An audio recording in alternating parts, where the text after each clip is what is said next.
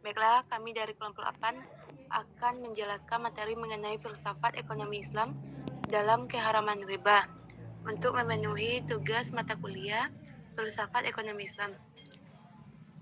Dengan dosen pengampu, Bapak Dr. Aidil Novia MA. Adapun anggota dari kelompok 8, yang pertama yaitu dengan saya sendiri, Desi Rahmi dengan NIM 2016010129. Yang kedua, Putri Gusma Natalia dengan NIM 2016010125. Yang ketiga, Panglima Pagar Negara dengan NIM 2016010126. Baiklah, poin pertama, pengertian riba yang akan saya jelaskan. Riba menurut pengertian bahasa berarti az-ziyadah atau tambahan. Yang dimaksudkan di sini ialah tambahan atas modal, baik penambahan itu sedikit ataupun banyak. Sedangkan secara istilah ahli fikih adalah penambahan pada salah satu dari dua ganti yang sejenis, tanpa ada ganti dari tambahan ini. Tidak semua tambahan dianggap riba, karena tambahan terkadang dihasilkan dalam sebuah perdagangan dan tidak riba di dalamnya. Hanya saja tambahan yang diistilahkan dengan dalam riba ini dan Al-Quran menerangkan pengharaman adalah tambahan tempo. Selanjutnya poin yang kedua, dasar hukum riba. Yang pertama, Allah Subhanahu wa taala mengharamkan secara tegas praktik riba. Allah Subhanahu wa taala berfirman yang berbunyi, wa ahallallahul bai'a wa harramar riba. Yang artinya Allah telah menghalalkan jual beli dan mengharamkan riba. Quran Surat Al-Baqarah ayat 275. Yang kedua, kemudian Allah juga memerintahkan orang-orang beriman untuk menghentikan praktik riba. Allah Subhanahu wa taala berfirman, ya ayyuhallazina amanu taqullaha wa zaru ma baqiya minar riba in kuntum mu'minin. Yang artinya, hai orang-orang yang beriman, bertakwalah kepada Allah dan tinggalkanlah sisa riba yang belum dipungut jika kamu orang-orang yang beriman. Quran Surah Al-Baqarah ayat 278. Selanjutnya yang ketiga, Allah Subhanahu wa taala mengancam akan memerangi orang-orang yang tidak menuruti perintahnya untuk meninggalkan riba. Allah Subhanahu wa taala berfirman yang berbunyi, fa illam taf'alu fa'azzanu bihar bi manallahi wa rasulih. Yang artinya, maka jika kamu tidak mengerjakan atau meninggalkan sisa riba, maka ketahuilah bahwa Allah dan Rasulnya akan memerangimu. Quran Surah Al-Baqarah ayat 279. Selanjutnya, yang keempat, dan Allah berjanji akan memasukkan pelaku riba ke dalam neraka, kekal selamanya.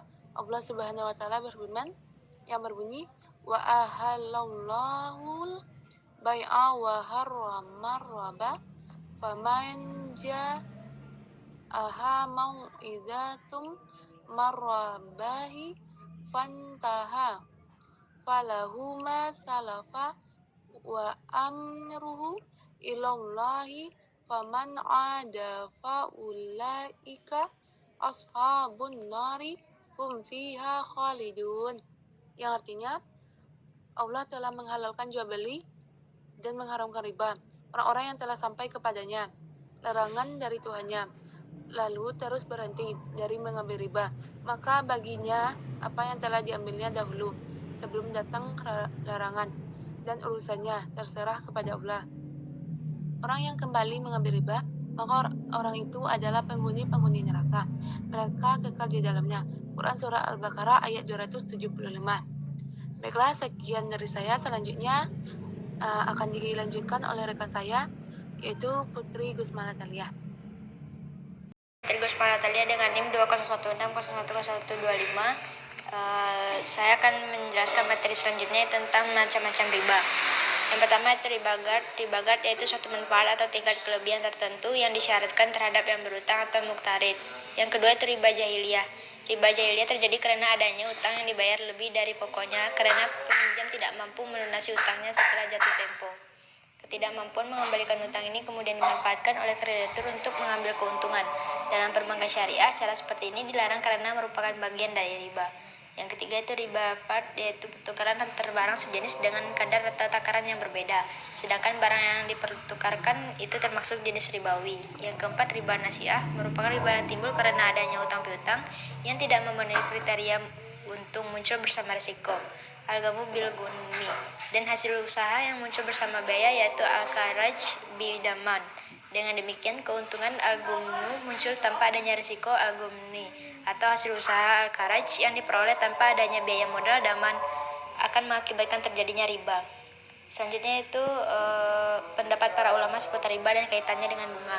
Yang pertama itu Majelis Tarjih Muhammadiyah. Menurut lembaga ini, hukum tentang bunga bank dan riba dijelaskan sebagai berikut. Yang pertama itu riba hukumnya haram dengan nas syari Al-Quran dan nas as-sunnah. Bank yang kedua yaitu bank dengan sistem riba hukumnya haram, dan bank tanpa riba hukumnya halal. Yang ketiga, bunga yang diberikan oleh bank-bank milik negara kepada para nasabahnya atau sebaliknya yang selama ini berlaku, termasuk perkara mustabihat, masih samar-samar belum jelas hukumnya sehingga butuh penelitian lebih lanjut. Yang kedua itu lajah bahsul masalah nadatul ulama. Terdapat 3 pendapat ulama sehubungan dengan masalah ini, yaitu yang pertama haram sebab termasuk utang yang dipungut rentenir. Yang kedua halal sebab tidak ada syarat pada waktu akad atau perjanjian kredit.